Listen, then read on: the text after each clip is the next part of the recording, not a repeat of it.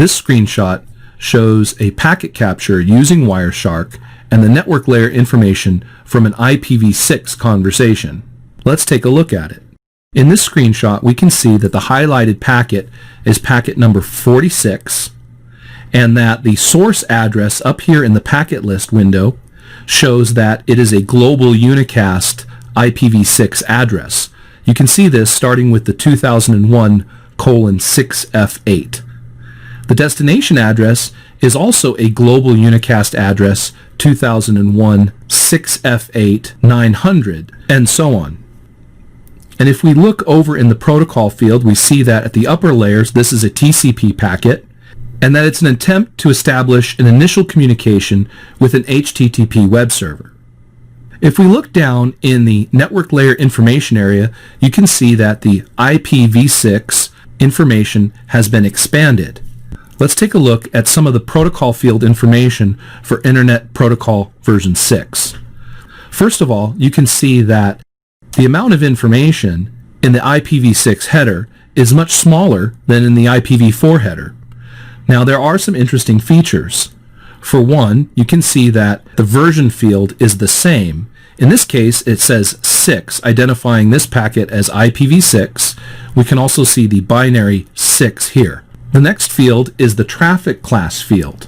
The traffic class field serves the same function as the differentiated services field in an IPv4 packet. It handles traffic prioritization and congestion.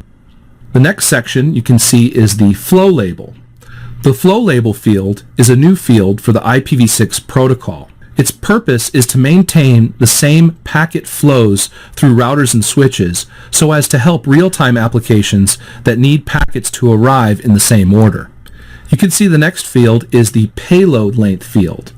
This is the same as the total length field in the IPv4 header. This field tells us the total size of the packet, in this case 40 bytes. The next header field serves the same purpose as the protocol field for IPv4. You can see that it's identifying that the upper layer data portion of this packet is a 6 or TCP. The hop limit serves the same function as the TTL field in an IPv4 packet. You can see that the hop limit currently is set to 64 hops. Once this decrements to 0, the packet will be dropped. Next, we have the source IPv6 address, the destination IPv6 address, and then at the upper layer, we can see that this is a TCP packet with TCP header information. Let's take a look at the next screenshot. In the next screenshot, you can see that we've now highlighted packet number 49, and now we have a connection with this web server. This packet is now a GET request to the web server. If we look down in the expanded Internet Protocol version 6 packet details window, we can see that the payload length is a lot larger. We can see below the IPv6 information, the TCP information, and that now there is HTTP protocol information as well within our GET request. This is our GET request to get a web page. If I go to the next screenshot, the last screenshot shows an ICMP version 6 neighbor solicitation message.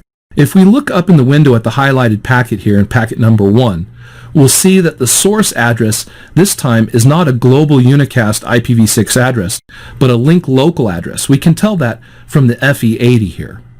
We can also see that this link local address used EUI64 to resolve the interface identification portion of the address. We can tell that by the FFFE within the address.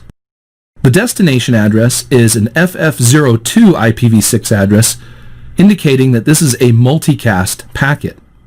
If we look over at the protocol, we see that it's ICMP version 6, and then information about the packet tells us that this is a neighbor solicitation message for the same device that we were contacting in the earlier screenshots. The function of this packet essentially is similar to an ARP request in IPv4. We need to discover the link local address of this device, so we send out an ICMP version 6 neighbor solicitation message, multicasted, and we're hoping to get back a link local address from this neighbor. If we look down in the expanded details window, we can see the version is 6, traffic class flow label, payload length, which is the entire length of the packet, the next header field, which is like the protocol field in IPv4, indicating at 58 that this is an ICMP version 6 message in the data portion of the packet. The hop limit, 255 hops. This is similar to the TTL field. And then the source, link local address, and the destination multicast IPv6 address. At the bottom, below the IPv6 information, we can see that there's an expandable area specific to the Internet Control Message Protocol version 6.